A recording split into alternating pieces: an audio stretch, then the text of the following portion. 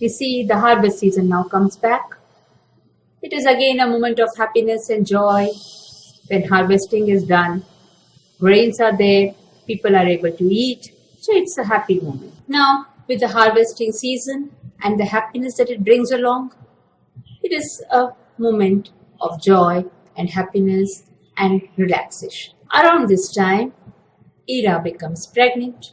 Of course, the father of the child is unknown. Once on her way to sell the produce from her garden, Ruku comes across Biswas, and Biswas taunts her for her relationship with Kenny. He says she would be happy if she gets to know that Kenny has come back. In those days, it was uncommon for a relationship between a man and a woman without having any physical sexual relations. The feeling of a man and a woman had always had to result in something physical. That was not understood that even a man and a woman can be friends without having any physical relation. And now Biswas taunts Ruku, saying that she would be very happy on receiving the news. Ruku loses her temper, but of course she is also happy knowing that Kenny has come back, because she finds in Kenny a person to whom she can divulge out the innermost of her feelings and get a proper answer and get a proper resolution or a solution to all her problems. So in a way, Ruku always awaits Kenny's arrival, and this time too also it was no different. She was happy Kenny has come back. Ruku goes to meet Kenny. Ruku and Kenny share a different type of relationship. Whenever Ruku feels sad or wants to divulge something, she goes and approaches Kenny. And Kenny also does not tell much about his family, but he educates her on various other things of life.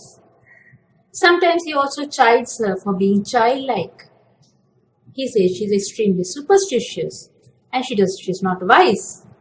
But Ruku insists that she's culturally very wise. And that is so. Rather, in a way, you can assimilate it as saying that Ruku and Kenny belong to two different and diverse cultural backgrounds, and each do not find any way where the other can find a place. But both are out to help each other. Now, when Ruku goes and meets Kenny, she talks about Ira. And she tells him about her pregnancy, about Ira's pregnancy. Kenny is happy that Ira is now pregnant. When Ruku says that Ira has been a prostitute and the father is unknown, Kenny just says that any child is a blessing and is to be accepted. He knows that Ira had gone for prostitution only to save her family. It was as a means of overcoming starvation, and she's been right in doing so. He does not find anything wrong in that. Ruku says people around her house, or rather her villages, are talking all sorts of things. But that was the way it was.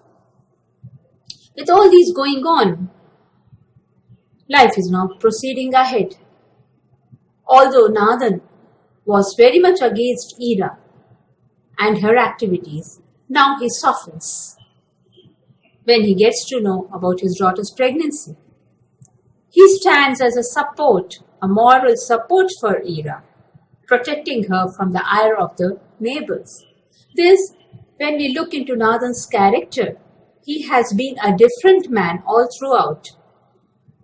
He supported Ruku when she was young. He did not take any advantage of Ruku when she was a young bride. Although she could not conceive initially, he never left her side. And now, when his daughter was in the family way, he also stood by her, although he knew that the father of the child is unknown. So this shows Nathan in a very different light. Now, as the story proceeds, Kenny offers to help Selvam get a job at the hospital. A hospital was coming up in the village. Over the past 20 years that Ruku had been at the village, she had seen many changes in her life, in the village, in the attitude of people, across the people, and everything. So now another major change coming into the village, setting up of a hospital which would help the people